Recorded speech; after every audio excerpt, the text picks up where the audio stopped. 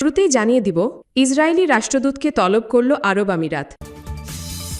এরপর রয়েছে নেপালের মধ্যে এবার পশ্চিমবঙ্গে গণ অভ্যুত্থানের ডাক। ইসরায়েলি রাষ্ট্রদূতকে তলব করল আরব আমিরাত।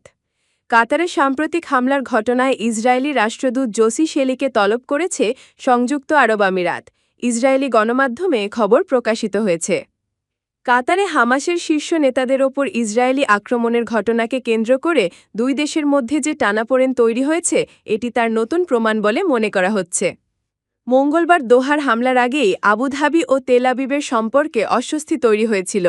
পশ্চিম তীর দখল করে নেওয়ার সম্ভাব্য ইসরায়েলি পদক্ষেপ নিয়ে আমিরাত আগেই সতর্ক করেছিল যে এটি হবে তাদের কাছে লাল রেখা। হামাস নেতাদের হত্যাচেষ্টা আন্তর্জাতিক মহলে নিন্দার ঝড় তোলে। আমিরাতও এতে যুক্ত হয়।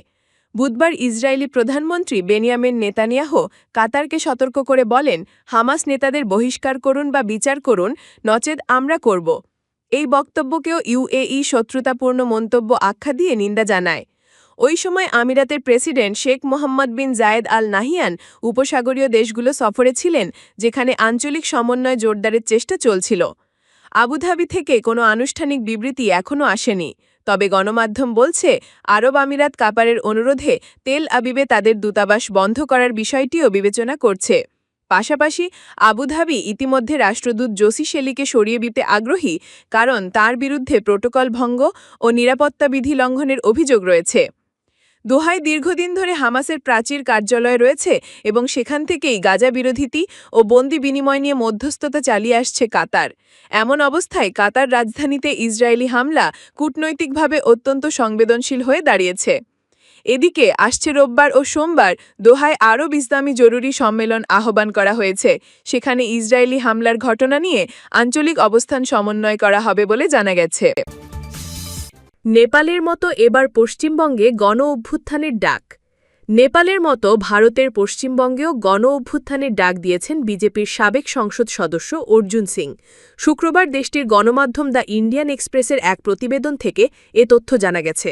বর্তমানে নেপালের টালামাটাল অবস্থা বিরাজ করছে। শ্রীলঙ্কা, বাংলাদেশের পর জেএনজিরা এবার আরেকটি গণ অভ্যুত্থান ঘটিয়েছেন দেশটিতে। বিক্ষোভকারীরা মন্ত্রী এমপিদের বাসভবন, সরকারি বিভিন্ন স্থাপনাসহ সংসদ ভবন এলাকায় আগুন ধরিয়ে দেন। নেপালের কমিউনিস্ট প্রধানমন্ত্রী কেপি শর্মা ওলি পদত্যাগ করতে বাধ্য হন। সরকারের প্রায় সব মন্ত্রী হয় দেশ ছেড়ে পালিয়েছেন, নয়তো আত্মগোপনে আছেন। ঠিক এরকমই আরেকটি গণ অভ্যুত্থানের কথা শোনা যাচ্ছে পশ্চিমবঙ্গে। এ ডাক দিয়েছেন রাজ্যটির বিরোধী দল বিজেপির সাবেক সংসদ সদস্য অর্জুন সিং। অর্জুন বলেন, নেপালের যুব সমাজ দুর্নীতির বিরুদ্ধে যেভাবে রুখে দাঁড়িয়েছে তা বড় এক উদাহরণ। বাংলার তরুণ তরুণীদেরও সেই সাহস দেখানো উচিত। এমনই গণ অভ্যুত্থান প্রয়োজন। তার এই মন্তব্য ঘিরে এখন ব্যাপক তোলপাড় চলছে পশ্চিমবঙ্গে। অভিযোগ উঠেছে অর্জুন সিং উস্কানিমূলক বক্তব্য দিয়ে রাজ্যে হিংসা ছড়ানোর চেষ্টা করছেন এবং মুখ্যমন্ত্রী মমতা ব্যানার্জিকে হত্যার হুমকিও দিয়েছেন।